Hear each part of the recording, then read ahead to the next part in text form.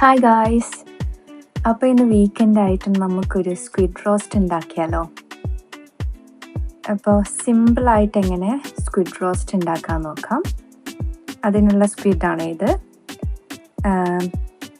ഒരു 4-5 സ്ക്വിഡ് ഉണ്ട്. കുറച്ച് നല്ല വലിയ സൈസാണ്.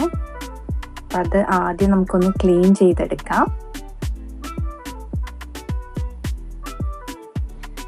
അങ്ങനെ ക്ലീൻ ചെയ്ത സ്ക്വിഡ് മുറിച്ചെടുത്തു. റൗണ്ട് ഷേപ്പിൽ നമുക്ക് ചെറിയ കഷ്ണങ്ങളാക്കി മുറിച്ചെടുക്കാം. സോ നല്ല തിക്കായിട്ടുള്ള ഇറച്ചിയാണ്.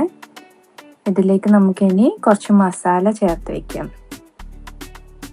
അപ്പം നമ്മൾ മസാലയ്ക്കായിട്ട് കുറച്ച് ഉപ്പിടുന്നുണ്ട്, പിന്നെ കുറച്ച് മഞ്ഞൾപ്പൊടി,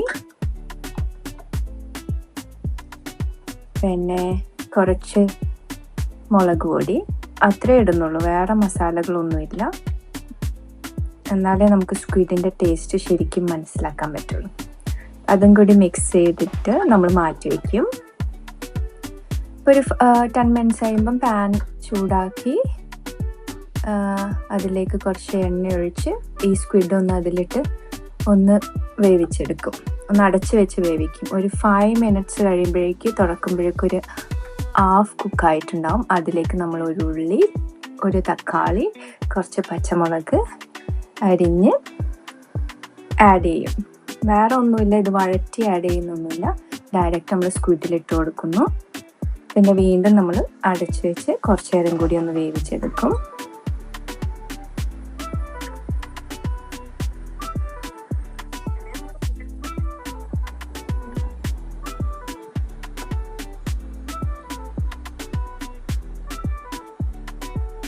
മിക്സ് ചെയ്ത് കുറച്ച് കഴിഞ്ഞപ്പോഴേക്കും തുറക്കുമ്പോഴേക്കും ആ തക്കാളി ഉള്ളിയൊക്കെ നല്ലോണം കുക്കായിട്ട് സ്ക്വിഡിൻ്റെ കൂടെ മിക്സ് ആയിട്ടുണ്ടാകും. കുറച്ചും കൂടി ഒന്ന് ഡ്രൈ ചെയ്ത് കുറച്ച് കുരുമുളക് പൊടി വേണമെങ്കിൽ കുറച്ച് കുരുമുളകും ഒന്ന് ഗാർലിക് വെച്ചൊന്ന് ഗാർണിഷ് ചെയ്ത് സ്ക്വിഡ് റോസ്റ്റ് റെഡിയായി. അപ്പം നമുക്കിത് ചപ്പാത്തിയുടെ കൂടെ, ചോറിൻ്റെ കൂടെ, വ്രാപ്പിൻ്റെ കൂടെ, എന്തിൻ്റെ കൂടെയും കൂട്ടിക്കഴിക്കാം. നല്ല അടിപൊളി ടേസ്റ്റാണ്. അപ്പോൾ ഈ വീഡിയോ ഇഷ്ടപ്പെടുവാണെങ്കിൽ ഷെയർ, ലൈക്ക് ആൻഡ് സബ്സ്ക്രൈബ്. അപ്പോൾ ഞാൻ എൻ്റെ സ്ക്വിഡ് കഴിച്ചിട്ട് വരാം. ബൈ.